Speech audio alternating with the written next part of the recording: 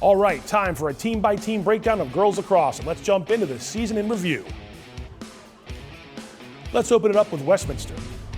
The Owls finished under 500 in county play, had an up-and-down regular season, but a pair of regional playoff wins got them to the 3A South Region 1 final before Marriotts Ridge won that game 9-8.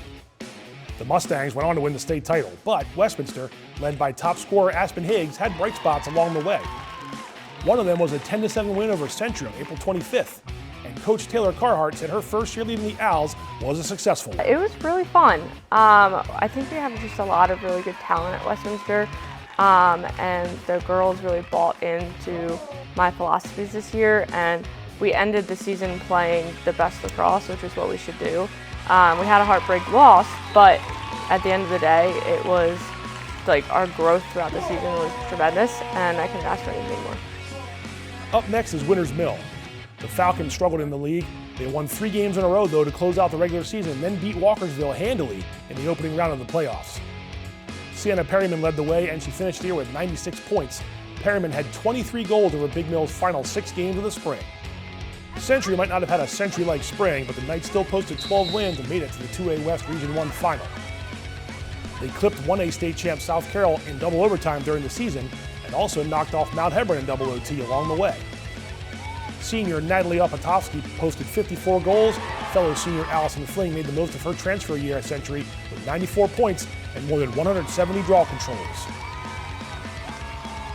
Just down the road, Liberty went 4-2 in county play, and the Lions played in the regional final before losing to rival South Carroll. Liberty put together a 6-game winning streak that carried into the postseason, and the Lions had standouts across the field. Maddie Smith and her 98 points, that was 4th best in Carroll, and Courtney Goff had 54 points. Abby Solarczyk scored 40 goals for Liberty. Francis Scott Key started 2-0 this spring before enduring a 9-game losing streak, and the Eagles went 0-5 in the Carroll County Athletic League. They ended this game with a convincing win over Smithsburg in early May, and throughout the spring got 22 goals from Lily Bertier and 29 points from Jenna Stanball. Back to South Carroll, the 1A state champions started 4-0 and ended the spring with 7 straight wins, go 15-3 overall, and captured the program's 2nd championship.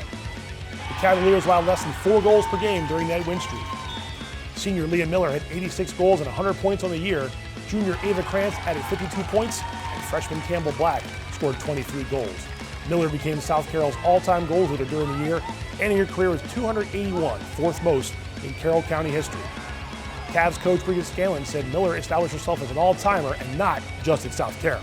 She's definitely one of the greats. I mean, her stats alone, but also she's a really good human. She's has a great strength of character, and she really let that show this season. She was a junior captain and a senior captain, but this senior year she took on a lot more of like the positive leadership aspect, and she really tried to talk to, especially to some of the younger girls. We had such a young team, small and young. She really left her mark in more than just the statistical way, which I think is allowing the younger girls who played with her to understand that, sometimes this is bigger than lacrosse, but also it's a conversation to be had about getting to state championships and things like that. Manchester Valley put together one of the more dominant seasons in recent memory when the Mavericks went 19-0 and bullied almost every opponent throughout the spring. They averaged close to 19 goals per game and only allowed a mere 2.9 per game during the year. Senior Emma Penchik's 89 goals and 145 points led the county, and sophomore Taylor Feek had 110 points thanks to 76 goals and 34 assists.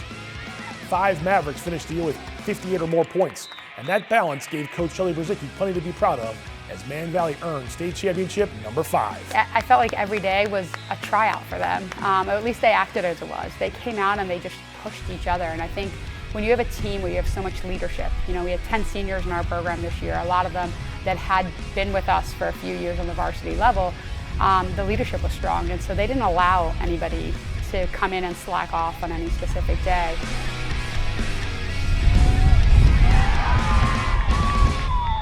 Want more local sports coverage? Be sure to like us on Facebook and subscribe to our YouTube channel.